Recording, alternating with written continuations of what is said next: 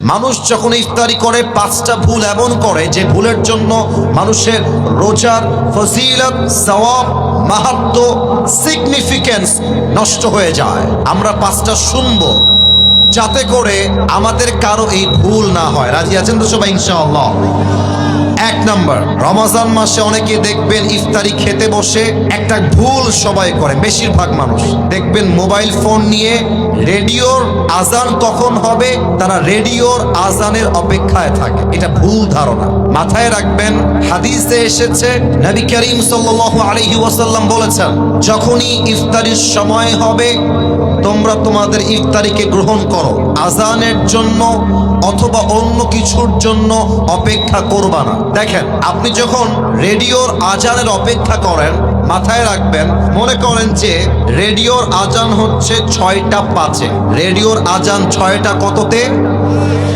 এত আস্তে তো রংপুরের মানুষ কথা কয় না, 6টা। আর আপনার ইফতারির টাইম হলো জেলার 6টার সময়। এখন 6টার সময় ইফতারির টাইম হয়ে গিয়েছে, and you are waiting for the azan of radio. রেডিওর আজান দিলে আপনি ইফতারি খাবেন। তাহলে আপনি যদি রেডিওর আজান অপেক্ষা করেন, আপনার ইফতারি 5 মিনিট পিছিয়ে গেল, তাহলে আপনি নবীর সুন্নাহ অনুযায়ী টাইমকে মেনটেন করতে পারলেন না। অতএব এখন থেকে নিয়ত করে রাখেন, ইফতারির যখনই টাইম হয়ে যাবে, যেখানে যেই জেলায় যেই টাইম, ওই টাইমে ইফতারি খাবো। আজান দিলেই খেতে হবে এটা কোনো শর্ত নয়। আল্লাহ সবাইকে রাইট টাইমে ইফতারি গ্রহণ করার তৌফিক দান করুক। পরের সবাই আমিন। 2 নাম্বার মিস্টেক অনেকে করে, এটা বলতে গেলে আবার অনেক যুবক চিৎকার দিয়ে ঠিক বলে উঠবে, একটু ব্যালেন্স করে ঠিক বইল। কিছু ছেলে পেলে আছে সামনে ইফতারি রাখা, জান তুমি কি দিয়ে ইফতারি করবো আজকে? ইফতারি সামনে রেখেই চ্যাটিং করে। তো ছেলে রাখে, আমি তো আজকে বেগুনি করেছি, তুমি কি বেগুনি খাবার জান, তোমাকে দিয়ে আসবো। সব কনফার্ম জান্নাতি টাইপের মেসেজ তারা সেন্ড করে। এবং অনেক মুরব্বীকেও আমি দেখেছি ইফতারির সামনে রেখে আউল ফাউল কিচ্ছা কালাপ গল্প করে। না, ইফতারির খাবার সামনে রেখে this is the right time to make সাপ্লিকেশন। আল্লাহর হাবিব বলেছেন, ইফতারির সামনে রেখে যেই বান্দা আল্লাহর কাছে দোয়া করে, আল্লাহ বান্দার দোয়াকে সঙ্গে সঙ্গেই কবুল করে নেয়। সুবহানাল্লাহ পড়ে।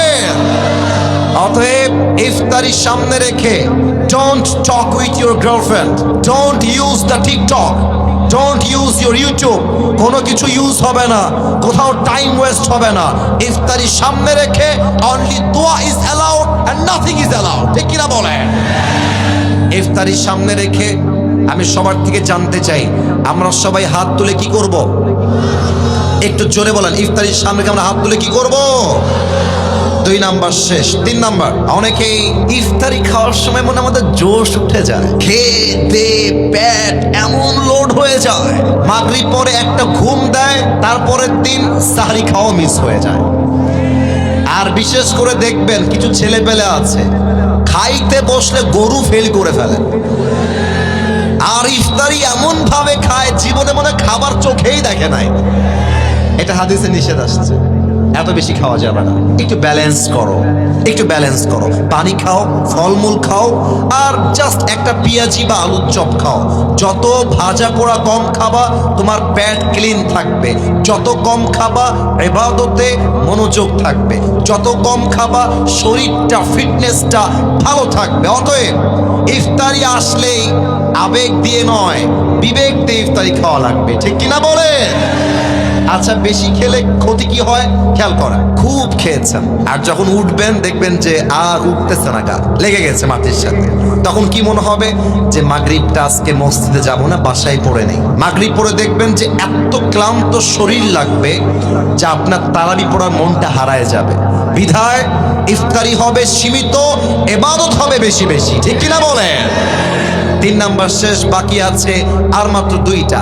4 নাম্বার, এটা বড় মারাত্মক জিনিস, খুব খুব খেয়াল করবেন।